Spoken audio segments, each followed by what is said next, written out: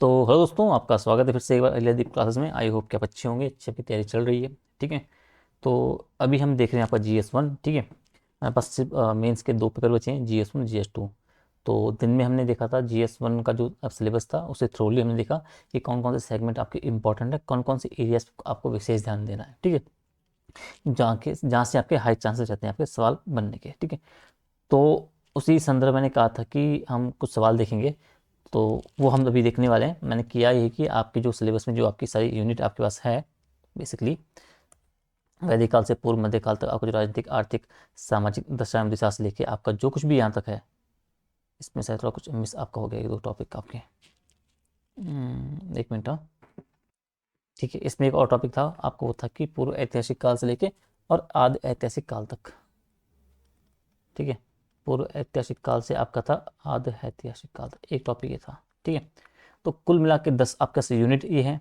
ठीक है। 1 2 3 4 5 6 7 8 और दो आपके 9 10।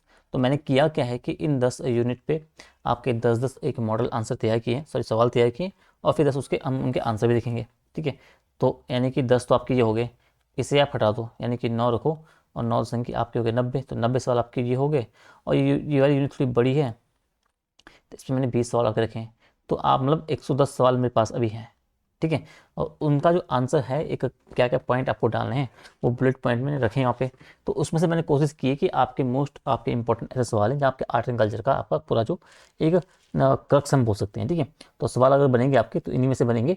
आपकी लैंग्वेज भले बदल जाए, लेकिन कंटेंट जो भाव होगा आपका वही रहेगा। ठीक है। तो आप उन सवालों को देख रहे हो, हम पूरे पॉसिबल नहीं कि 110 सवाल हम पूरे देख पाएँ। हम उन सवालों को देखेंगे इनमें से जो आपके ज़्यादा महत्वपूर्ण है। ठीक है। बाकी PDF में अपलोड कर दूंगा शाम तक, आपकी दिन वाली भी और ये वाली भी। ठीक है। तो आप दोनों को वहाँ से आप थोड़ा सी चीज़ों को देख सकते हो। ठीक है। तो पहला बोल रहा है कि पूर्व ऐतिहासिक एवं आदि ऐतिहासिक काल की बात कर रहा है। ठीक है। अब इसमें क्या देखना आपको, इसमें ये देखना है कि आपका भारत में जो पूर्व ऐतिहासिक काल है, उसका काल विभाजन करना है। तो इस सवाल को आप रहने दो भाई। ठीक है। आप सीधे यहाँ पे आओ, पाषाण युग की प्रमुख विशेषताएं, इसे हम देखना है। अगर आपका सवाल पाषाण युग की विशेषताओं को लेकर आ गया, तो आप लोग पत्थर के औजार, आपका शिकारी जीवन था, आश्रय गुफाएं, झोपड़ियाँ थी, अग्नि का प्रयोग आपका प्रारंभ हो चुका था, भीमबेटका की जो गुफा आपका है उसके चित्र का आप उल्लेख करोगे, जिसमें आपका कलात्मक चेतना का संकेत है। भोजन का फल, कंदमूल, मांस थे, आपके सामाजिक संगठन छोटा था, घुमंतु प्रवृत्ति के थे, भाषिक संप्रेषण प्रारंभ हो चुका था, धार्मिक विश्वास जो आपका प्रारंभिक स्थिति में था, प्रकृति की पूजा इस समय आपको देखने को मिलती है। तो पाषाण काल के युग के बेसिकली विशेषताओं का आप इस संदर्भ में बोलोगे। अब बात आएगी नवपाषाण काल की उपलब्धियां क्या थी भाई। तो आप बोलोगे नवपाषाण काल में आपकी जो क्या स्थायी कृषि था, पशुपालन की शुरुआत हो चुकी थी, मिट्टी के बर्तन चाक का प्रयोग हो चुका था, वस्त्र निर्माण की शुरुआत हो चुकी थी, ऊन कपास पे काम चल रहा था, अन्न भंडारण की तकनीकें बन गई थी, सामाजिक संगठन आपका परिवार ग्राम देखने को मिलता है, धार्मिक जीवन, माता देवी की आपकी जो पूजा, प्रकृति पूजा आपकी, और औजार चिकनी पत्थर के बने उपकरण थे, और ताम्र प्रयोग की, और अगर संक्रमण की स्थिति में आपको देखने को मिलता है नवपाषाण काल। ठीक है।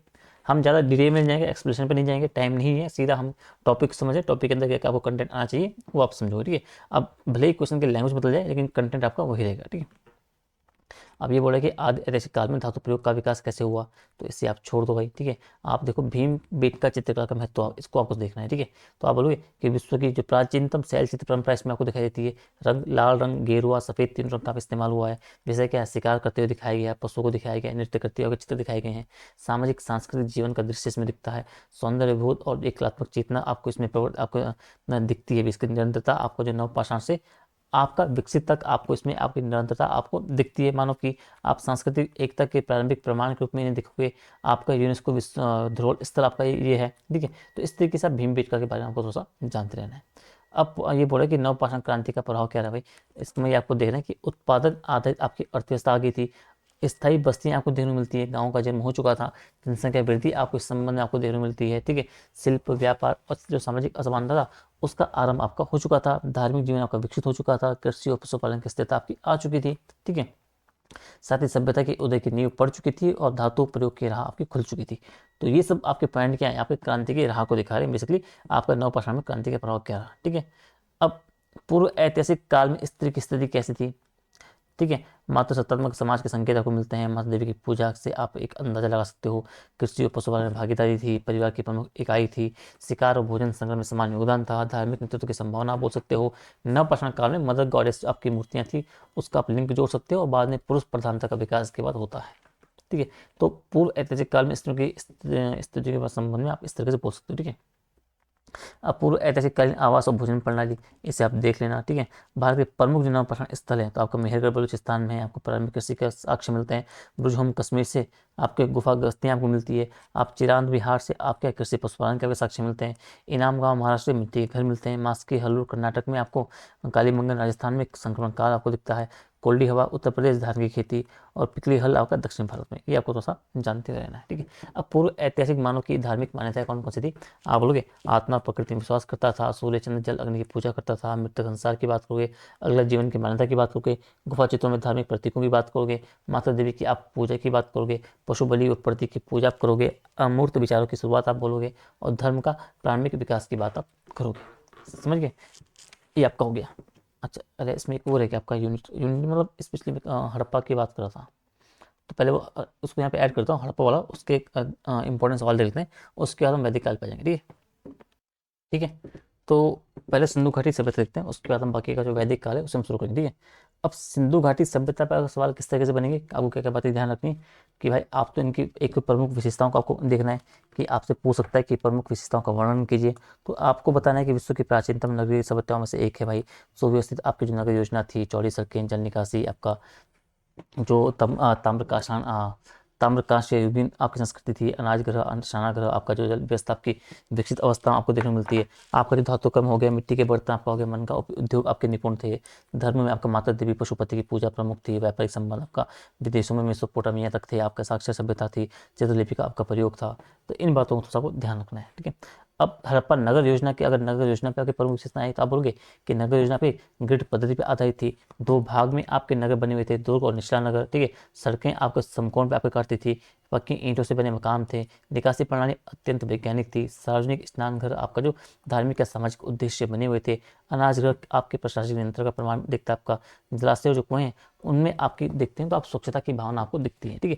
तो ये आपको नगर योजना में आपको इन 10 पॉइंटों को आपको डालना है, आपका आंसर बेहतर बन जाएगा, ठीक है। सिंधु घाटी सभ्यता के आर्थिक जीवन का आपको वर्णन करना है। अब आर्थिक जीवन में आपको कृषि प्रधान अर्थव्यवस्था थी। गेहूं, जो तिल, कपास की खेती होती थी। सिंचाई के लिए आपका नहरें का जो नहरें आपकी हल होगी, इनका प्रयोग होता था। आंतरिक और व्यापार आपका विकसित अवस्था में था। मेसोपोटामिया से व्यापार, तांबा, सोना, बन के कपड़ा, मुद्रा के स्थान पर मुद्राओं का आपका प्रयोग होता था। ठीक है, आपका सील था बिजली, ठीक है। धातु कर्म में कांसा, सीसा, टीन, चांदी का प्रयोग था। उस वस्त्र उद्योग के आपके प्रमाण मिलते हैं। सूत, करघे, सुइयां मिलती है। कर प्रणाली के संकेत मिलते हैं अनाज भंडारों से। तो ये आपके आर्थिक जीवन के संकेत आपके हैं, ठीक है। अगला बोला है सिंधु सभ्यता के धार्मिक जीवन की विशेषताओं का वर्णन करना है। तो अब धर्म से जुड़ी चीजें आपको बतानी है भाई। माता देवी की पूजा उर्वरता का प्रतीक थी। पशुपति महादेव से पुरुष देवता की मोहर मिली है। वृक्ष, पीपल, पशु, सांप, सांड की पूजा होती थी। लिंग योनि पूजन के संकेत मिलते हैं। मृतकों को दफनाना पर लोक विश्वास, इससे आपको पता लगता है कोई विशाल मंदिर नहीं था, यानी कि ग्रह पूजा की परंपरा थी। अग्नि पूजा और धूप दानों का प्रमाण मिलते हैं। धर्म प्रकृति आधारित और प्रतीकात्मक आपको देखने को मिलती है, ठीक है। अब ये बोल रहा है कि सिंधु सभ्यता की कला और स्थापत्य का मूल्यांकन करना है आपको। तो कांस्य नृत्य की जो मूर्ति मिली है आपका धातु कर्म में दक्षता का परिणाम है। पाषाण पुरोहित की मूर्ति मिली है, वो वस्त्र आभूषण की झलक दिखाते हैं आपको। मोहरें मिली है, वो आपको उच्च कोटि की कलात्मकता, पशु आकृतियां आपको दिखाती है। मिट्टी की जो मूर्तियां मिली हैं वो उसमें आपको पशु पक्षी और देवी आकृतियां मिलती है। धातु और जो मिट्टी के बर्तन आपके अत्यंत सुंदर हैं, संतुलित हैं भाई। स्थापत्य ईंटों के बड़े भवन आपके हो गए, स्नानागार आपके हो गए, अनाजघर आपको दिखते हैं। नगर सौंदर्य आपकी जो है और जो व्यावहारिकता है उसका समन्वय बेसिकली है। कला यथार्थवादी, उपयोगी और धार्मिक दोनों आपको देखने को मिलती है। तो कला और स्थापत्य की जब बात आए तो आपको इन बिंदुओं को वहाँ पे डालना है। सिंधु सभ्यता लिपि और भाषा के विषय में आपके बारे में अगर पूछा जाए तो लिपि आप बोलोगे चित्रलिपि प्रकार की थी। 400 से 500 प्रतीक मिले हैं। दाएं ऐसे बाएं लिखने की प्रवृत्ति थी। ताम्र, मोहर और मिट्टी के तख्तियों पर अंकित है आपका है, अब तक अपठनीय है, किसी ज्ञात भाषा से समानता नहीं हुई है। संभवतः द्रविड़ भाषाओं का संबंध है। प्रशासन और व्यापार में प्रयोग था। लेखन का व्यापक प्रसार था। शिक्षित समाज के संकेत मिलते हैं। ये आपके शिक्षा और साहित्य से आप बोलोगे, भाषा से बोलोगे, ठीक है। सिंधु सभ्यता की सामाजिक व्यवस्था के बारे में आता है तो समाज संगठित था, शहरी था, धनी गरीब वर्गों में भेद था। मकानों के आकार से स्पष्ट होता है। परिवार पितृसत्तात्मक था। स्त्रियों की धार्मिक भूमिका थी। माता देवी की पूजा। वस्त्र आपके आभूषण सौंदर्य प्रेम के प्रमाण मिलते हैं। नगर प्रशासन संगठित था। नगर नियोजन से अनुमान आपको मिलता है। शिक्षा और लेखन का ज्ञान आपको होता है। और धार्मिक सहिष्णुता आपको स्वच्छता के उच्च मानक को देखने को मिलते हैं। तो इसमें आपको सामाजिक व्यवस्थाओं को ये बातों को ध्यान रखना है। सिंधु घाटी सभ्यता के पतन के कारण भाई तो बाढ़, नदियों का परिवर्तन, भूकंप, जलवायु परिवर्तन से संकट, आंतरिक संघर्ष या भारी संघर्ष, ठीक है। व्यापार केंद्रित आपको उनका पतन हो गया था। संसाधनों का कमी आपका शहरी अव्यवस्था आपको कहता है, मिट्टी की लवणता, कृषि असफलता, जनसंख्या विस्थापन, नगरों का परित्याग, ठीक है, धीरे धीरे ग्रामीण संस्कृति में परिवर्तन। तो आप अंत में बोलोगे कि इतनी बड़ी सभ्यता का जो विनाश बेसिकली पता नहीं किसी एक कारण से होना संभव नहीं था, तो अलग अलग जो कारण थे उनका प्रभाव पड़ा और धीरे धीरे क्या हुआ, जो नगरीय आपकी सभ्यता थी और नगरी से आपका धीरे धीरे ग्रामीण सभ्यता में परिवर्तन हो गई, जो हमें आगे वैदिक काल में देखने को मिलती है। समझ गए, सिंधु सभ्यता और वैदिक सभ्यता अंतर, ये अंतर आपको देखते हुए रहना है, ठीक है। अगला बढ़े, सिंधु घाटी सभ्यता का विश्व सभ्यता पर क्या प्रभाव पड़ा, इस संबंध में आपको तो देखना भाई। आप बोलोगे जो नगरीय नियोजन का प्रारंभिक ऑर्डर आपका जो आदर्श है वो आपका मॉडल प्रस्तुत हुआ, स्वच्छता और जो जल निकासी है उसकी अवधारणा का जन्म हुआ भाई, वास्तुकला में माप प्रणाली और जो समकोणीय निर्माण का उपयोग हुआ, अंतर्राष्ट्रीय व्यापार आपका नेटवर्क का विकास हुआ, सामाजिक संगठन और जो नगर प्रशासन है उसकी नींव रखी, लिपि और लेखन का प्रारंभिक रूप आपको मिलता है, भारतीय उपमहाद्वीप में सांस्कृतिक निरंतरता स्थापित की और मानव सभ्यता में भारत के योगदान का एक प्रमाण आपको दिखता है। इसके संदर्भ में इसकी भूमिका बनी हुई है, इसका प्रभाव स्पष्ट है, ठीक है।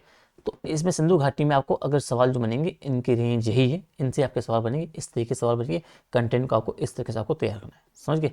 अब आ गया वैदिक काल से लेकर पूर्व मध्य काल तक राजनीतिक, आर्थिक और सामाजिक दशा एवं दिशा के रूप में। तो अब सवाल है कि जो आपकी प्रारंभिक वैदिक काल थी उसमें राजनीतिक व्यवस्था की विशेषताएं क्या थी। आप बोलोगे शासन जन केंद्रित था, राजा को जन की स्वीकृति आवश्यक थी, दो सभाएं आपको मिलती है, सभा और समिति, ठीक है। राजा सीमित शक्तियों वाला था, कोई स्थायी सेना नहीं थी, राजस्व यज्ञ हुआ, रेशमी यज्ञ हुआ, वाजपेयी हुआ, इनसे यज्ञों से आपको राज्य सत्ता की पुष्टि होती है, प्रशासन धार्मिक और नैतिक सिद्धांतों पर आधारित था, उत्तर वैदिक काल में आपका राजतंत्र अधिक विकेंद्रीकृत हुआ, जन से जनपद की ओर आपका राजनीतिक विकास हुआ और वंशानुगत आपकी राजशाही की नींव पड़ी। तो प्रारंभिक वैदिक काल में आपको इन बिंदुओं को ध्यान रखना है जिससे आपकी राजनीतिक व्यवस्था की प्रमुख विशेषताएं आपको देखने को मिलती है, ठीक है। उत्तर वैदिक में क्या परिवर्तन हो भाई, कि राजनीतिक परिवर्तन जो है किन कारणों से हुए। आप बोलोगे कि जब लौह उपकरणों का उपयोग हुआ आपका, ठीक है, उससे क्या हुआ, उससे प्रयोग से कृषि उत्पादन बढ़ा, जनसंख्या वृद्धि हुई भाई, आपका स्थायी ग्राम बने, आपके नगरों का उदय हुआ, प्रशासनिक केंद्रीकरण आपका होता है, जनपद और महाजनपद आपके बनने लगते हैं, राजशक्ति का विस्तार आपका होता है, सभा समिति का आपका क्षय हो जाता है, ठीक है, स्थायी सेनाओं का गठन अब होने लगता है क्योंकि आर्थिक स्थिति आपकी मजबूत हो गई है, कर व्यवस्था आपकी स्थापित हो रही है, सब ज़्यादा आपकी आर्थिक स्थिति आपकी मजबूत हो गई है, धर्म राज्य की अवधारणा आपकी विकसित होती है, ब्राह्मणों का प्रभाव आपका प्रशासन में बढ़ता जाता है, ठीक है। अगला आपको बोल रहे कि जो महाजनपदों की आर्थिक स्थिति का आपको वर्णन करना है कि उस टाइम पे क्या आर्थिक स्थिति आपकी थी। तो आप बोलोगे कि कृषि आधारित अर्थव्यवस्था थी, सिंचाई के साधन विकसित हुए, नगरीय केंद्र व्यापारिक केंद्र बने, मुद्रा आपकी प्रचलन, पंचमार्ग कॉइन आपकी आई, धातु शिल्प, हथकरघा कुम्हार का विकास हुआ, गिल्ड प्रणाली आपकी प्रारंभ हुई, सड़क मार्ग आपका, व्यापारिक कर आपका हुआ, कर संग्रह संगठित रूप से आपका हुआ, विदेशी व्यापार के संकेत मिले। ये सब आपके महाजनपदों की आर्थिक स्थिति का वर्णन है भाई। अब ये बोला है कि मौर्य प्रशासनिक व्यवस्था की विशेषताएं क्या थी। आप बोलोगे केंद्रीकृत नौकरशाही थी, सर्वोच्च आपका सम्राट था, आपका राजा के दिन आपका परिषद होती थी, जिसमें मंत्री, सेनापति, पुरोहित, महामात्य थे, अर्थशास्त्र कौटिल्य शासन का मूल ग्रंथ था, प्रांतों में कुमार या आर्यपुत्र राज्यपाल थे, ठीक है। नगर प्रशासन में आपका नगराध्यक्ष समिति थी, गुप्तचर न्यायिक तंत्र आपका मजबूत था, कर प्रणाली व्यवस्थित थी, भूमि व्यापार वाणिज्य सभी आपको देखने को मिलते हैं। अशोक के धर्म जो महामात्र थे उनसे आपको नैतिक शासन संबंधी चीजें आपको देखने को मिलती है मौर्य शासन में, ठीक है। अब गुप्त काल में आर्थिक समृद्धि हुई उसके क्या कारण थे भाई। आप बोलोगे कि भूमि अनुदान, इसे आप छोड़ दो, ठीक है, इसको आप पढ़ लेना, ठीक है। साउंदवाद, वैदिक से गुप्त काल तक आपके सामाजिक परिवर्तन की दिशा, इसको भी आपको थोड़ा सा आपको देखते रहना, ठीक है। वैदिक काल की आर्थिक स्थिति को आपकी विशेषताएं, इसे भी आप पढ़ लेना, ठीक है। मौर्यकालीन समाज की संरचना का वर्णन करें, इसे भी आप पढ़ लेना, ठीक है। गुप्तकालीन समाज की विशेषताएं, तो आप ये पढ़ोगे कि वर्णाश्रम आपका धर्म की मजबूती हो गई थी, स्त्रियों की स्थिति पहले से कमजोर हो चुकी थी, ठीक है। आप शिक्षा का विस्तार आपका हुआ था, नालंदा तक्षशिला जैसे आपके विश्वविद्यालय थे, धर्म में सहिष्णुता थी, बौद्ध जैन वैष्णव समन्वय आपको देखने को मिलता है, सुसंस्कृत नगर समाज था, दान और परोपकार की प्रवृत्ति थी, ग्राम समाज आपका सुशासित था और सांस्कृतिक स्वर्ण युग की पृष्ठभूमि आपको इसका उल्लेख करोगे। तो गुप्तकालीन समाज में आपको इन बातों को थोड़ा सा ध्यान रखना है, ठीक है। अब आगे वैदिक काल से पूर्व मध्य काल तक धर्म और दर्शन। अब जानना है हमें वैदिक काल से के और पूर्व मध्य काल तक आपका धर्म कैसे चला और दर्शन कैसे चला।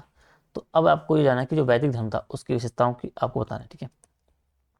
वैदिक धर्म आप बोलोगे कि एक बहुदेव आवाद पर आधारित है, इंद्र भगवान, अग्नि, वरुण, सोम प्रमुख आपके देवता थे, प्रकृति पूजा का आपका रूप था भाई, आपका मूर्ति पूजा का अभाव था किस टाइम पे, वैदिक काल में। यज्ञ केंद्रित स्थान पर आपका देवताओं को प्रसन्न करने हेतु पुरोहित वर्ग जो ब्राह्मण था उनका प्रभाव बढ़ता गया। जो आपके थे सत्य, नैतिकता और विश्व व्यवस्था के सिद्धांत बने हुए थे। आत्मा और पुनर्जन्म का आपका प्रारंभिक अवधारणा थी। धर्म का अर्थ था कर्तव्य या नैतिक आचरण। और उत्तर वैदिक काल में क्या होगा, कर्मकांड और जो प्रधानता उसकी जो हुई, और उपनिषद आपके दर्शन की ओर होकर झुकाव देखने को मिलता है। ठीक है, तो इसको थोड़ा सा जानते रहना है किसमें, वैदिक धर्म की मुख्य विशेषताओं के संदर्भ में। समझ गए। अभी बोल रहा है कि उपनिषदों का आपका दार्शनिक योगदान क्या है। तो अब इसको आपको समझना है, जितने भी आपके उपनिषद हैं उनसे आपको क्या दर्शन आपको मिलते हैं, क्या आपको एक भूमिका उनकी बनेगी। तो आप बोलोगे आत्मा ब्रह्म एकत्व यानी कि अद्वैतवाद की आपकी व्याख्या होती है। सत्य ज्ञान से आपको मुक्ति का मार्ग मिलता है। कर्म पुनर्जन्म के आपका सिद्धांत देखने को मिलता है। ईश्वर निराकार है, सार्वभौम सत्ता के रूप में आपको देखने को मिलता है। भक्ति के अधिक ज्ञान को प्राथमिकता दी गई है। मोक्ष मतलब आपका अज्ञान का नाश होने की बात बोलता है। तत्वमसी आपका अहम ब्रह्मास्मि से आपके सिद्धांत मिलते हैं। भारतीय दर्शन में तर्क और वैराग्य की नींव आपकी उपनिषदों से ही आपकी पड़ती है। सांख्य दर्शन की प्रमुख विशेषताओं ये आप थोड़ा पढ़ लेना। ठीक है, आगे योग दर्शन के मूल सिद्धांत इसे आप पढ़ लेना। ठीक है, बौद्ध धर्म के दर्शन का सार तत्व क्या है।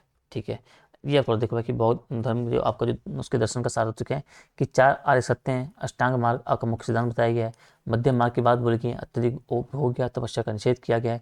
आपका कर्म संसार निर्माण की अवधारणा में आपको विश्वास करता है। आत्मा का स्थायी सत्ता का निषेध करता है। अनात्मवाद पे आपका फोकस है। क्षणिकवाद यानी कि सभी वस्तुएं आपकी परिवर्तनशील है। अहिंसा, करुणा, मैत्री पर बल दिया गया है। जाति और कर्मकांड का विरोध है। और तर्क, अनुभव और नैतिकता पे आधारित आपका धर्म है। तो बौद्ध धर्म का यही आपका है, ये आपका जिस्ट है। समझिए। जैन धर्म का दर्शन क्या है, मुख्य सिद्धांत को बताने तो संस्थापक ऋषभदेव थे, प्रवर्तक महावीर स्वामी थे। अनेकांतवाद सत्य के अनेक पहलू बोलते हैं। ठीक है, अहिंसा, अपरिग्रह, सत्य, अस्त्य, आपके ब्रह्मचर्य 5 व्रत हैं। आत्मा अमर होती है, कर्म से बंधी होती है आपकी। ठीक है, मोक्ष यानी कि कर्म बंधन से मुक्ति आपका मतलब है। कठोर तप आप और संयम पर बल आपका बोला गया है। शायदवाद सापेक्ष सत्य का सिद्धांत है। शायद आप लगा के आपको बोलना चाहिए। ठीक है, भौतिक नैतिक शुद्धि का समन्वय है। तो ये जैन धर्म के आपके दर्शनों मुख्य आपके सिद्धांत है। ठीक है, अगला है बौद्ध धर्म। मतलब इनके दोनों में समानता अंतर ये आपको थोड़ा सा आप देखना। ठीक है, समानता क्या है, अंतर क्या है, समझिए। अगला आपको देखना है अब भक्ति भावना का उद्भव कैसे हुआ। ठीक है, ये भी आप छोड़ दो। ठीक है, मतलब पढ़ लेना। ठीक है, वैदिक से गुप्त काल तक धार्मिक संस्था कैसे बनी रही, ये भी आपको थोड़ा सा पढ़ना है। वैदिक और उपनिषद दर्शन का आधुनिक प्रासंगिकता। और ठीक है, ये आप देखना कि जो वैदिक आपके हो गए, जो आपके उपनिषद आपके दर्शन हैं उनका आधुनिक समय पे क्या प्रासंगिक है, क्या किस तरीके से प्रासंगिकता पर प्रभाव इनका पड़ता है। अगला आपका है मौर्य काल से पूर्व मध्य काल तक आपका स्थापत्य कला का विकास आपको पढ़ना है कि मौर्य काल से लेके पूर्व मध्य काल तक किस तरीके से आपका स्थापत्य कला का आपका विकास हुआ है। ठीक है, तो आप बोलोगे कि मौर्य काल की स्थापत्य कला की प्रमुख विशेषताएं, तो आप ये देखो भाई कि मौर्य काल की जो स्थापत्य कला थी उसकी प्रमुख विशेषताएं कौन सी थी। तो आप बोलोगे कि मौर्य काल जो था आपका भारतीय वास्तुकला का प्रारंभिक आपका सुविकसित चरण है भाई। अशोक के काल में आपका पत्थर निर्माण कला आपको उत्कृष्ट स्थिति में पहुंची। स्तंभ कला की बात करो आप, अशोक स्तंभ, सांची, सारनाथ, लौरिया ये आपके प्रमुख मिलते हैं। स्तूप निर्माण आपका सांची, भरहूत, धार्मिक स्तूप आपके का निर्माण हुआ है। ठीक है, चमकदार पॉलिश वाली आपकी मौर्य शिल्पकला का विश्व प्रसिद्ध थी। गुफा वास्तु की बात करो आप, बराबर की पहाड़ियाँ आपकी है। नागार्जुन की शिलाखंड आपको गुफाएं देखने को मिलती है। मौर्य कलाओं का ईरानी प्रभाव आपका प्रसिद्ध होता है। ठीक है, जब उसका स्तंभ पढ़ते हैं उसका जो उल्टा कमल होता है वो सब इन सब में डिटेल में पढ़ना पड़ता है हमें। ठीक है, तो भव्यता और सरलता का आपका सुंदर समन्वय आपका हो गया। ठीक है, तो ये बेसिकली आपके मौर्य काल की स्थापत्य की प्रमुख विशेषता है। ठीक है, अब है अशोक स्तंभ की कला और संदेश, उससे क्या मिलते हैं भाई। तो ये आपका एकास्म पत्थर पर आपका निर्मित स्तंभ है। बेलनाकार चिकनी पॉलिश और शीर्ष पर आपकी पशु मूर्तियां बनी हुई है। सारनाथ जो सिंह है वो शीर्ष पर है, जो कि राष्ट्र प्रतीक आपका है। आपका जो सिंह हो गया, बैल हो गया, हाथी हो गया, घोड़ा हो गया, ये प्रतीकात्मक रूप से आपके धर्म चक्र से जुड़े हुए हैं। शिलालेखों पर धर्म जो आपका नीति का है उसका संदेश आपका है धर्म नीति का। स्थापत्य बोलो आप, लिपि और भाषा बोलो, आपके जनसंचार के साधन आपके बने हुए थे। अशोक स्तंभ याद कर रहे हैं। ठीक है, ईरानी स्तंभों से प्रेरित आपका, परंतु भारतीय आत्मा से युक्त है भाई। आपके अशोक स्तंभ है वो भले ही आपका जो एक ईरानी स्तंभों से प्रेरित थी, लेकिन जो उसकी आत्मा थी वो आपकी भारतीय आत्मा से आपकी युक्त थी। कला में आपका धार्मिकता और जो राजनीति का समन्वय आपको देखने को मिलता है। ठीक है, ये आपको थोड़ा सा जानते हैं ना अशोक स्तंभों के बारे में। अब बात आती है कि मौर्यकालीन स्तूप कला का विकास कैसे हुआ भाई। तो आप बोलोगे कि भाई स्तूप जो है पहले पहले जब बने तो बुद्ध के अवशेषों या प्रतीकों का स्मारक आपके होते थे। ठीक है, इस तरीके से ऐसे फिर यहाँ पे चक्र वगैरह होता है, एक आपका चक्र होता है, यहाँ पे एक होता है गेट वगैरह, तो मतलब एक बार इस तरीके से। ठीक है, तो प्रारंभ में ईंट से बने, बाद में पत्थर से निर्मित होते थे। आपके जो भगवान बुद्ध के अवशेष हो गए, कुछ प्रतीक आपके स्मारक हैं, प्रतीकों को एक उनके अंदर रखा जाता था। सांची स्तूप की बात करो, गोलाकार गुंबद था आपका, तोरण द्वार था, वेदिका उसमें आपको देखने को मिलती है। भरूच स्तूप की बात करो, उत्कीर्ण कथाएं इसमें आपको मिलती है, जैविक आकृतियां इसमें मिलती है, धर्म चक्र, कमल, लता, पुष्प, पौधे, वृक्ष आदि प्रतीकात्मक नक्काशी में इनमें होती है भाई। ठीक है, आप कला में नैतिक शिक्षा और लोक तत्व की बात करते हो, भक्ति और दर्शन का एक दृश्य रूप आप इसमें देखने को मिलता है। और भारतीय मूर्तिकला के विकास की नींव भी आपको इसके संबंध में आके पड़ती है। समझ गए। शुंग और सातवाहन कला की आपकी स्थापत्य विशेषताएं आप थोड़ा पढ़ लेना। कुषाण कला की मूर्ति कला और विशेषता, ये इंपॉर्टेंट है। ठीक है, तो कुषाण काल की आपकी मूर्ति कला स्थापत्य विशेषता की बात आएगी तो इसमें आपको गांधार और मथुरा शैली को आपको पढ़ना पड़ता है। तो गांधार और मथुरा शैली को आपको डिटेल में पढ़ना है। मैं आपको ऊपर ही बोल चुका था, गांधार मथुरा, तो इन दोनों शैली को आपको डिटेल में पढ़ के जाना है। ठीक है, गांधार शैली आपकी इसमें यूनानी प्रभाव है, यथार्थ रूप आपको मिलता है। मथुरा शैली भारतीय तत्व है, इसमें लाल बुला पत्थर से आपका बना हुआ है। ठीक है, बुद्ध की मूर्तियां बेसिकली बोलोगे तो मानवीय रूप में पहली बार आपकी बनी। मूर्तियों में आपकी शांति, करुणा, ध्यान भाव आपके प्रमुख हैं। स्तूप और जो विहारों का अलंकरण की आप बात करोगे, आप धार्मिक और सांस्कृतिक समन्वय के प्रतीक की बात बोलोगे। किसे? उनकी मूर्तिकला को, स्थापत्य को। आपकी जो भारतीय मूर्तिकला का एक स्वर्ण युग जो बोला जाता है वो कौन है? आपका कुषाण काल को आप बोलोगे। समझ गए। तो इसे आपको थोड़ा सा जानते रहना है। अब एक अगला मोस्ट इंपॉर्टेंट क्वेश्चन आपका है कि जो गुप्त काल की स्थापत्य कला है, तो गुप्त काल की स्थापत्य कला स्वर्ण युग क्यों मानी जाती है? ठीक है, तो आप बोलोगे इस टाइम पे क्या हुआ? गुप्त काल में कला की बात हो, धर्म की बात हो, दर्शन की बात हो, इनका अद्भुत संगम देखने को मिलता है। मंदिर स्थापत्य का एक संगठित रूप आपका प्रारंभ होता है। दशावतार मंदिर आपका जो देवगढ़ में है, प्रारंभिक शिखर शैली के मंदिर है भाई। आपका भीतरगांव मंदिर में आप आओ, ईंट और पत्थर का प्रयोग हुआ है। बुद्ध की प्रतिमाएं की बात करो भाई, सारनाथ की बात करो, मथुरा की बात करो, उसमें प्रसिद्ध है। मूर्तियों में सौंदर्य, कोमलता, आध्यात्मिकता आपको देखने को मिलती है। चित्रकला की बात करो, आपका अजंता गुफाएं चरम उत्कर्ष पर आपके देखने को मिलती हैं। गुप्त कला में आपका भारतीय स्थापत्य की दिशा आपकी तय कर दी। तो गुप्त काल की स्थापत्य कला स्वर्ण अगर बोलेगा तो आपको इन बातों को थोड़ा सा, इन बिंदुओं को आपको थोड़ा सा ध्यान रखना है।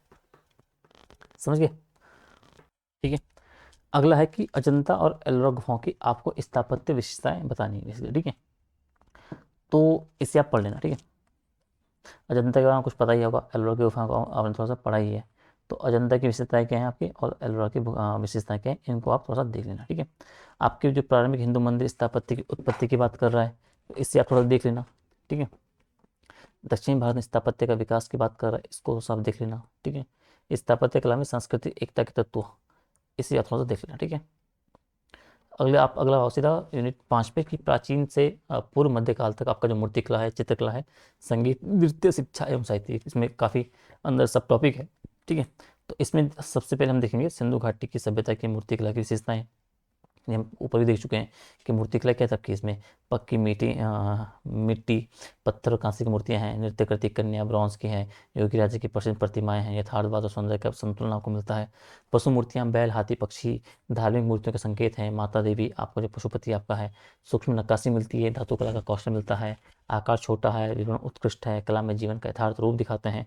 अमूर्त आपका देवी देवता के प्रारंभिक संकेत मिलते हैं और शहरी और आध्यात्मिक सौंदर्य का भी संगम आपको इसमें देखने को मिलता है।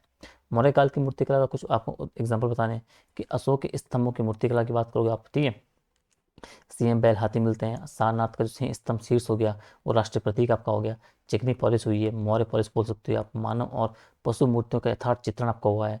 यक्षी अंक्षणी की प्रतिमाएं आपकी प्रसिद्ध है। धर्म प्रचार हेतु मूर्तियों का उपयोग आपका हुआ है। ग्रीक आपका पर्शियन है, उसका प्रभाव आपको दिखता है। धर्म और राजनीति का मिश्रण है। शांति और शक्ति का प्रतीकवाद है। पाटलिपुत्र और जो सांची के अवशेष प्रमुख आपके उदाहरण इसमें आपको देखने को मिलते हैं। ठीक है, सोम कुशाण काल मूर्तिकला की आपकी विशेषताएं आप थोड़ा देख लेना। ठीक है, गुप्तकालीन जो मूर्तिकला है इसकी विशेषता है कि कला का स्वर्ण युग आपका गुप्त काल है। शांति, संतुलन, माधुर्य और आध्यात्मिकता का आपका संगम है। बुद्ध प्रतिमाएं आपको मिलती है सारनाथ, मथुरा, अजंता से। साथ ही गंगा यमुना की मूर्तियां आपकी हुई जो आपकी मंदिरों और द्वारों पर हैं। नरसिंह, विष्णु, शिव, लक्ष्मी की सुंदर मूर्तियां आपकी है। त्रिभंग मुद्रा आपका हो गया, सौम्यता आपको दिखाती है। पत्थर और टेराकोटा का कला उत्कृष्ट है और धर्मनिरपेक्ष आपकी मूर्तियां भी इसमें आपको देखने को मिलती हैं गुप्त काल के टाइम पे। ठीक है, तकनीक, कौशल, सौंदर्य का चरम है और मूर्ति में जीवन का लय आपको देखने को मिलती है। पूर्व मध्यकालीन मूर्तियों की प्रवृत्तियां ये आप पढ़ लेना। ठीक है, भरूच और सांची कला में अंतर आपको बताने हैं, ये भी आप पढ़ लेना। ठीक है, गांधार और मथुरा कला की आपको तुलना करनी है। ठीक है, ये थोड़ा इंपॉर्टेंट है। गांधार कला और मथुरा शैली, इन दोनों को आपको अपने स्तर पे आपको डिटेल में आपको तैयार करके जाना है। समझिए। अजंता की एलोरा की चित्रकला का महत्व को बताना है। तो इसको आपको अच्छे से आपको पढ़ना है कि अजंता आपका गुप्तकालीन बौद्ध भित्ति चित्र है। विषय क्या है, इसमें जातक कथाएं मिलती हैं, बुद्ध का जीवन संबंधी जानकारी मिलती है, रंग आपके प्राकृतिक हैं, रेखाएं कोमल हैं, भावनाओं की गहराई और जीवंतता इसमें देखने को मिलती है। एलोरा में आपके हिंदू बौद्ध जैन विषयों का आपका समन्वय आपका हुआ है। कैलाशनाथ मंदिर आपका शिल्प का उत्कृष्ट नमूना इसमें है। रंग रेखा और रूप का संतुलन है। धार्मिक और सांस्कृतिक जीवन दोनों का मिश्रण आपका चित्रण मिलता है।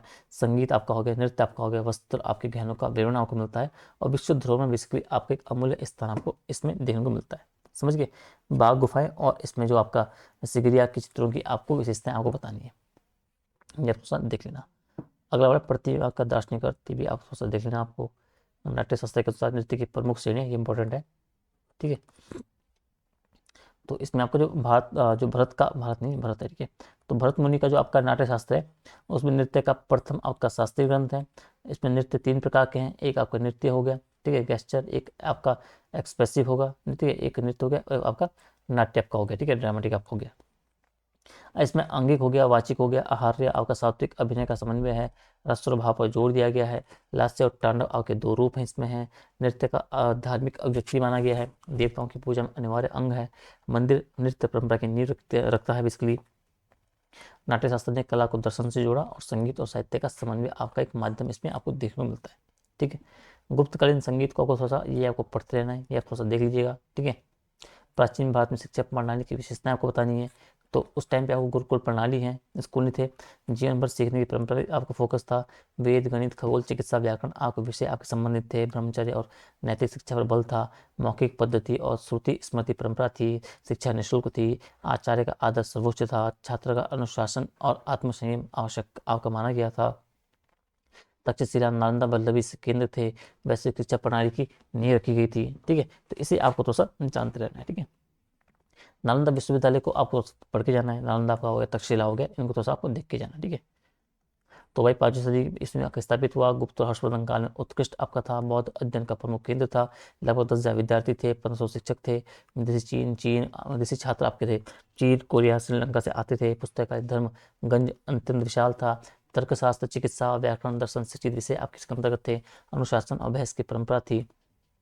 बख्तियार खिलजी द्वारा ये विनाश किया गया इसका, और भारत की प्राचीन शिक्षा का ये गौरव आपका बना हुआ था, ठीक है। गुप्त काल में साहित्यिक विकास को आपको विवेचना करना है, या थोड़ा सा पढ़ लीजिएगा, ठीक है। इसमें इन सभी को आपको थोड़ा सा पढ़ना है। अब अगला है आपका यूनिट 6 मध्यकालीन राजनीतिक आर्थिक एवं सामाजिक व्यवस्था। इसमें आपको निरंतरता और परिवर्तन को पढ़ना है, ठीक है। पहला है कि मध्यकालीन भारत की जो राजनीतिक संरचना है उसकी आपको प्रमुख विशेषताएं क्या थी। तो मेडावल में आप आओगे तो आपको जो साम्राज्यवादी शासन की जगह आपके क्षेत्रीय राज्यों का उदय हुआ भाई। आपका दिल्ली सल्तनत और जो मुगल साम्राज्य से आगे जो केंद्र की व्यवस्था थी वही आपके मजबूत प्रशासनिक ढांचा को मिलता है। मनसबदारी आपको जो प्रथा आपकी हो गई। इक्तादारी प्रणाली आपकी हो गई है, ठीक है। आपका सैन्य शक्ति पर आधारित आपका शासन था। राजाओं की धार्मिक वैधता से जुड़ा होना एक बात होती थी।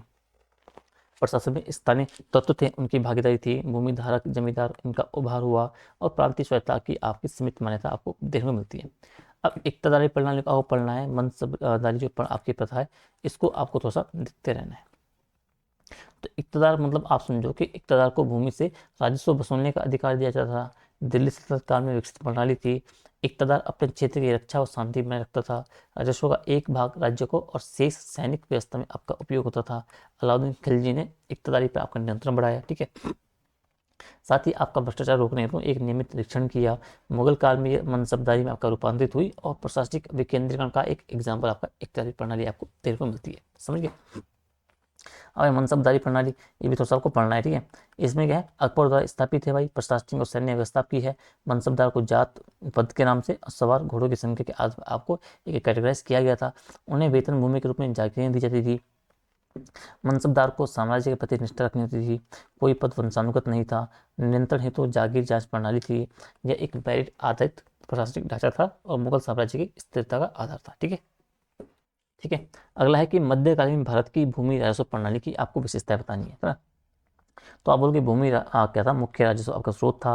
अकबर के समय आपका टोडरमल के द्वारा राजस्व सुधार किया गया था। भूमि मापन वर्गीकरण उत्पादकता के आधार पर आपका निर्धारण किया जाता था।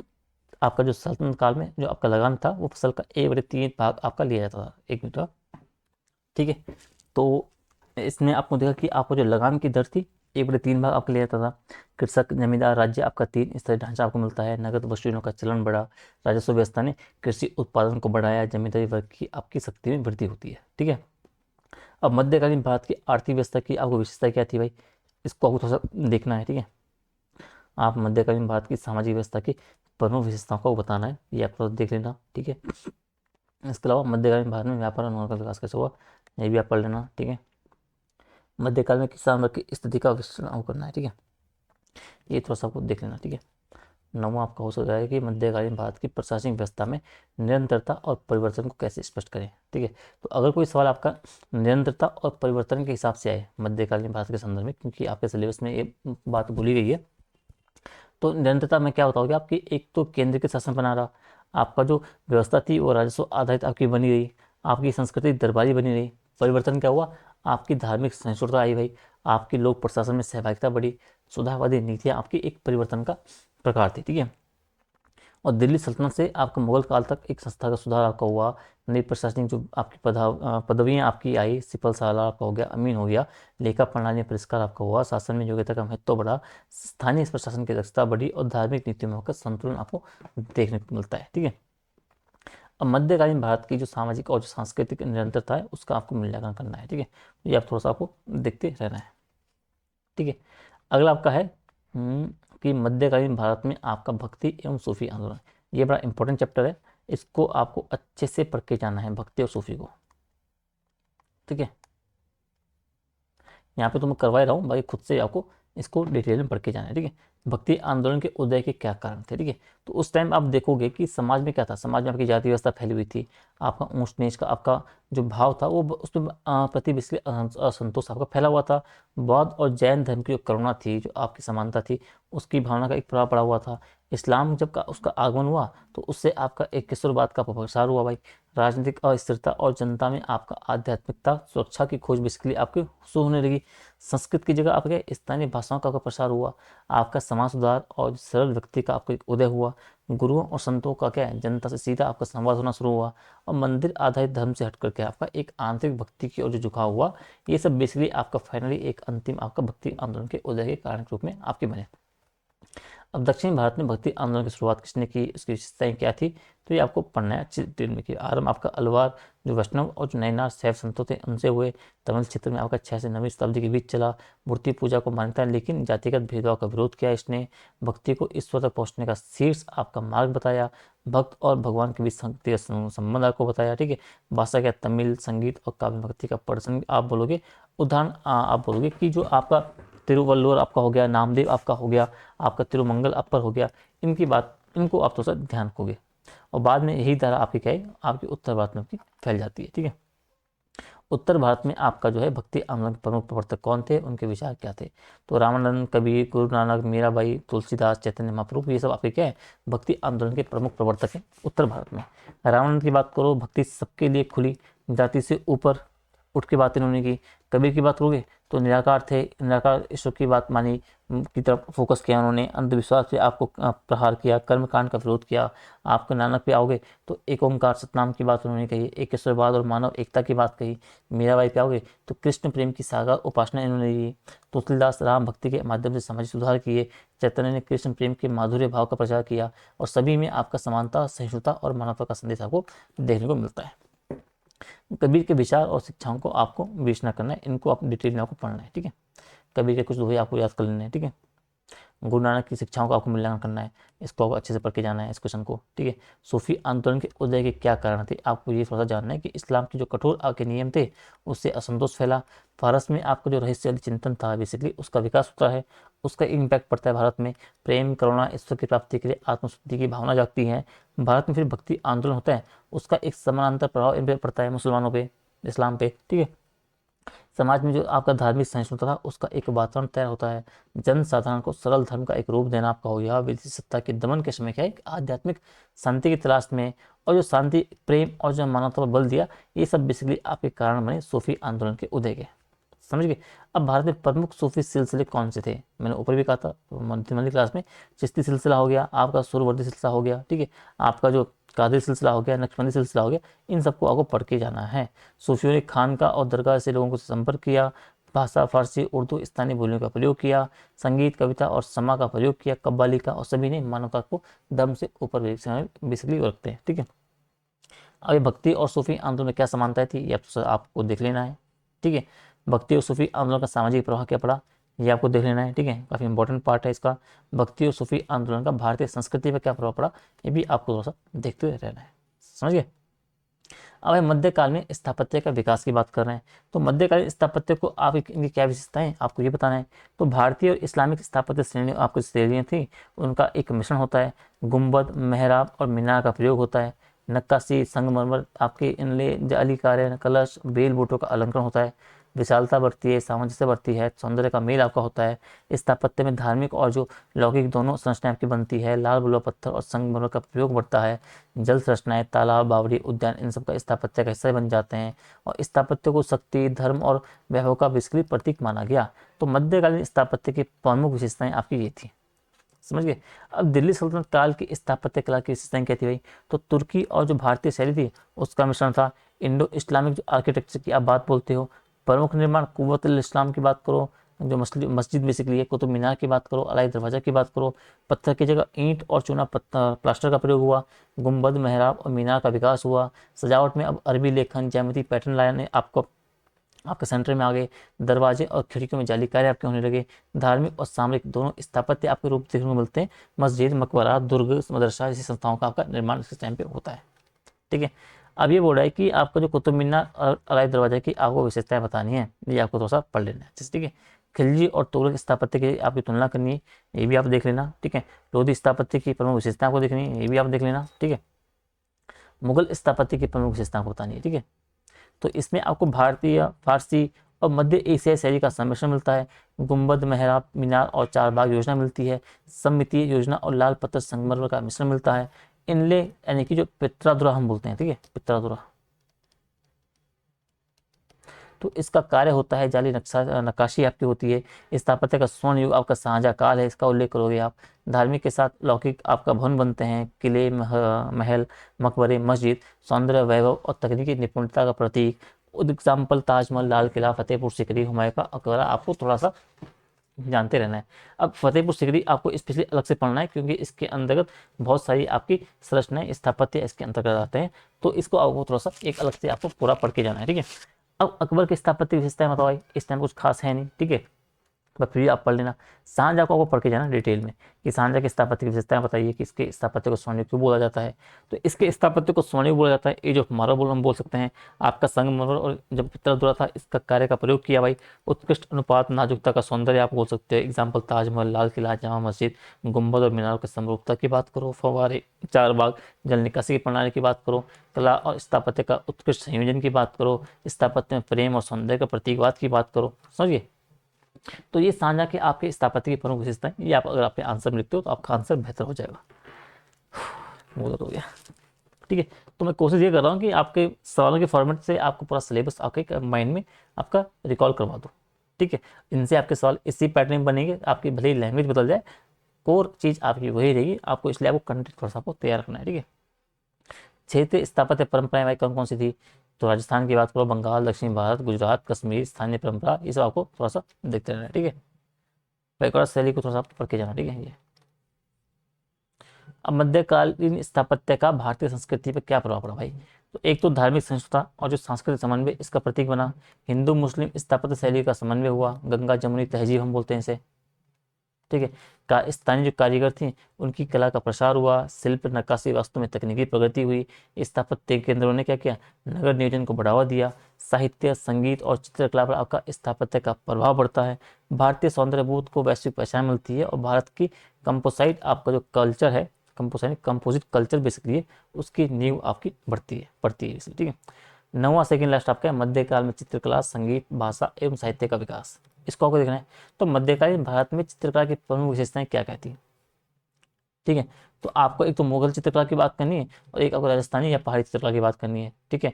आप राजस्थानी की बात करो तो इसमें आपको जो बनी ठनी चित्रकला आपकी हो गई, ठीक है। फारसी भारतीय और मध्य एशिया सैनिकों का संगम, प्राकृतिक रंगों, महीन ब्रश का प्रयोग, दरबारी जीवन, युद्ध प्रेम, प्रकृति, इन सबको आपको देखते रहना है मध्यकालीन इसके टाइम पे, ठीक है।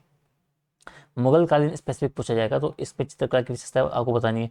तो मुगल काल ने भारतीय चित्रकला को नया जीवन दिया। हुमायूं फारसी चित्रकार आपके हो गए, मीर सैयद अली आपके हो गए, अब्दुल समद आपके हो गए, इनको सारा लाते हैं भाई, ठीक है। अकबर काल में आओगे तो मुगल चित्रशाला की स्थापना होती है। हमजानामा की बात करो, अकबरनामा की बात करो, ऐन अकबरी की बात करो, उसमें आपको चित्रित ये होते हैं बेसिकली इसके अंतर्गत, हमजानामा के अंतर्गत। जहांगीर प्राकृतिक पक्षी पशु व्यक्ति चित्रण में आपका निपुण था। शाहजहां सौंदर्य और वैभव पर बल दिया। रंगों में चमक आपकी आ गई, चेहरे पर भाव आपके आ गए, सजावट का संतुलन आपको मिल गया। भारतीय फारसी परंपरा का समन्वय बेसिकली आपके इसके टाइम पे हो गया, समझ गए। और बाद में ये परंपरा आपकी राजस्थानी चित्रकला में आपकी विकसित होती है। ये भी आपको थोड़ा सा राजस्थानी चित्रकला को थोड़ा सा आपको देखते हुए जाना है, ठीक है। पहाड़ी चित्रकला कांगड़ा गुलर शैली की विशेषताएं, ये भी आपको पढ़ना है, ठीक है। इसके थोड़ा आपको पढ़ के जाना है। मुगल और राजस्थानी चित्रकला आपके मुख्य अंतर ये आपको थोड़ा सा पढ़ लेना, ठीक है। मध्यकालीन संगीत के विकास का वर्णन आपको करना है, ये भी आप पढ़ सकते हो बेसिकली, ठीक है। अकबर काल में संगीत की स्थिति, हाँ नवरत्न के बारे में आपको थोड़ा पढ़ लेना है। नवरत्न जो है ना आपकी ये अकबर टाइम पे, ये थोड़ा सा पढ़ लेना, ठीक है। मध्यकालीन भारत की प्रमुख भाषाएं साहित्यिक प्रवृत्तियां क्या थी, ये थोड़ा पढ़ लेना। अमीर खुसरो का भारतीय संगीत और साहित्य में योगदान बताइए, ये काफ़ी इंपॉर्टेंट सवाल है। अमीर खुसरो को आपको डिटेल में पढ़ना है, ठीक है। इससे किसी भी आयाम से आपके सवाल बन सकते हैं। तो तोता हिंद बोल सकते हैं, भारत का तोता कहा जाता है भाई। फारसी और हिंदी दोनों भाषाओं में रचनाएं इसने लिखी है। कव्वाली, ख्याल, तराना जैसी आपकी विधाओं का विकास किया है। सीती नगमा आपका हो गया, गजल शैली में इनको निपुणता थी। संगीत का जन संगीत में इन्होंने बदला। हिंदू मुस्लिम संस्कृति एकता के प्रवर्तक थे। फारसी आपकी जो भारतीय संगीत और जो काव्य का समन्वय आपको मिलता है। और गंगा जमुनी तहजीब के सांस्कृतिक प्रतीक के रूप में आपको ये देखने को मिलते हैं, ठीक है। मध्यकालीन भाषा और साहित्य का भारतीय संस्कृति पर क्या प्रभाव पड़ा, ठीक है। तो इसको आपको थोड़ा सा देखते चलना है, ठीक है। और लास्ट आपका है कि आधुनिक भारत की संस्कृति, विरासत एवं राष्ट्र निर्माण के संदर्भ में क्या चीजें आपको देखते चलनी है, ठीक है। ठीक है, तो लास्ट टॉपिक बचा है कि आधुनिक भारत में सांस्कृतिक पुनर्जागरण के मुख्य कारण क्या थे, इनको आपको पढ़ना है, ठीक है। राजा अब आपको जो राजा राम मोहन राय जी है, इनका सांस्कृतिक योगदान को स्पष्ट करना है, ठीक है। कि भाई इन्होंने भारतीय पुनर्जागरण के पिता बोले जाते हैं। ब्रह्म समाज की स्थापना की, एकेश्वरवाद, सामाजिक सुधार, सती प्रथा, बाल विवाह के विरोधी थे, विधवा पुनर्विवाह के समर्थक थे, आधुनिक शिक्षा विज्ञान के समर्थक थे, बंगाली अंग्रेजी शिक्षा प्रणाली को प्रोत्साहित किया, प्रेस स्वतंत्रता के पक्षधर थे, भारतीय संस्कृति में तार्किकता आधुनिकता का समन्वय किया, राष्ट्र चेतना के बीज बोए, ठीक है। स्वामी विवेकानंद और भारतीय संस्कृति का एवं राष्ट्र निर्माण में उनका क्या योगदान था, स्वामी विवेकानंद का किसमें, भारतीय संस्कृति और राष्ट्र निर्माण में क्या योगदान था, इसको आपको बताना है, ठीक है। ठीक है, अब ये बोल रहे हैं कि स्वामी विवेकानंद का जो क्या है भारतीय कल्चर और जो राष्ट्र निर्माण है, इसलिए आपको योगदान बताना है, ठीक है। तो आप बोलोगे कि वेदांत और जो योग है बेसिकली उन्होंने इसको विश्व मंच पे प्रस्तुत किया भाई। आपका जो शिकागो धर्म सम्मेलन आपका 83 में होता है, ठीक है। आपका जो भारतीय संस्कृति है उसको सेवा, त्याग और आत्मबल के साथ मानवता का धर्म बताया। युवाओं में आत्मगौरव और राष्ट्रभक्ति का संचार किया। रामकृष्ण मिशन की स्थापना की, सेवा के माध्यम से राष्ट्र निर्माण किया, ठीक है। धर्म और जो विज्ञान के सामंजस्य पर बल दिया, शिक्षा को मानव निर्माण का साधन बताया। भारतीय आधुनिकता का हम लोग बेसिकली उसको आधुनिक युग से जोड़ा और राष्ट्रवाद में सांस्कृतिक पक्ष और आध्यात्मिक आधार को भी जोड़ने का काम किया, ठीक है। अब जो आपका ये वैसे हम मॉडर्न इंडिया में पढ़ेंगे चीज़ों को तो हम बेसिकली यहाँ देखेंगे, ठीक है। यहाँ आर्य समाज, ब्रह्म समाज, इनको सब अच्छे से तैयार करके चले जाना, ठीक है। आधुनिक भारत में शिक्षा और प्रेस की भूमिका पर चर्चा को करनी है। मॉडर्न इंडिया हम पढ़ेंगे, वहाँ भी हम थोड़ा सा देख लेंगे हिस्ट्री वाले सेगमेंट में, ठीक है। फिर भी आप इसे यहाँ से थोड़ा सा पढ़ लेना, आप शिक्षा और प्रेस की भूमिका क्या रही है आपकी आधुनिक भारत में, ठीक है। फिर भारतीय राष्ट्रीय आंदोलन में सांस्कृतिक एकता के तत्व क्या थे, इसको थोड़ा सा आपको जानते रहना है कि जो आपकी साझा विरासत थी भाई, गंगा जमुना तहजीब थी, आपकी जो धर्मनिरपेक्षता थी, भक्ति और सूफी परंपरा से आपके जो संस्था के भाव आपके अंदर आए थे, आपकी भारतीय भाषाओं और जो लोक कला का प्रसार हुआ था, लोकगीतों और जो प्रतीक आपके थे, वंदे मातरम, जनगण, इनका प्रयोग आपका हो गया। एक झंडा, एक लक्ष्य, एक राष्ट्र की भावना आपकी हो गई। साहित्य और कला ने राष्ट्रीयता को भावनात्मक आधार दिया। गांधी जी के नेतृत्व में सांस्कृतिक राष्ट्रवाद का उत्कृष्ट आपका होता है। स्वदेशी और आत्मनिर्भरता की भावना आपके अंतर्गत आती है, ठीक है। गांधी जी के सांस्कृतिक विचारों की मुख्य विशेषता क्या थी, ये आपको पढ़ना है, ठीक है। भारतीय साहित्य ने राष्ट्र निर्माण में क्या भूमिका निभाई, और एंड में आपका जो है स्वतंत्रता आंदोलन में कला, संगीत, नाट्य का योगदान बताना है, ये भी आप पढ़ लेना, ठीक है। और लास्ट में आपका है स्वतंत्र भारत की सांस्कृतिक नीतियों के प्रमुख तत्व क्या है बेसिकली, ठीक है। तो ये बेसिकली आपको पढ़ना है, ठीक है। तो ये आपका प्रमुख लगभग हमने 100-110 सवाल देखे अभी, जो भी आर्ट एंड कल्चर के एस्पेक्ट से आपके महत्वपूर्ण है। तो इन सवालों को आपको देखना अच्छे से प्रैक्टिस करनी है, ठीक है। अपने आंसर इस पे लिखने हैं, और जो आपके आर्ट एंड कल्चर के सवाल आपके होंगे इन्हीं में से आपके आ जाएंगे। आपकी भले लैंग्वेज कुछ भी हो, आपके जो एक भाव होगा आपके वही होगा, ठीक है। बाकी जो टॉपिक मैंने बोले हैं आपको, उनको आपको विशेष उन पर ध्यान देना है, चाहे आपको भक्ति काल हो, आपको सूफी काल हो, आपकी कुषाण गांधार शैली आपके हो, नागद मंदिर निर्माण शैली आपकी हो, सिंधु घाटी सभ्यता का आपका पोर्शन हो, बुद्ध वाला आपका बौद्ध धर्म वाला, जैन धर्म वाला पोर्शन हो, समझ लो। इन सबको आपको विशेष रूप से आपको करना है, ठीक है। तो मिलते हैं आपको कल सुबह एक नेक्स्ट क्लास में, चाहे हम शायद हम कल में आपका हिस्ट्री वाला पोर्शन आपका देखेंगे, ठीक है। उसी हम देखेंगे मॉडर्न इंडिया वाला, ठीक है। तो तब तक के लिए अपना ध्यान रखिए, अच्छे से अपनी तैयारी करिए। मिलते हैं आपको कल सुबह, तब तक टाटा बाय।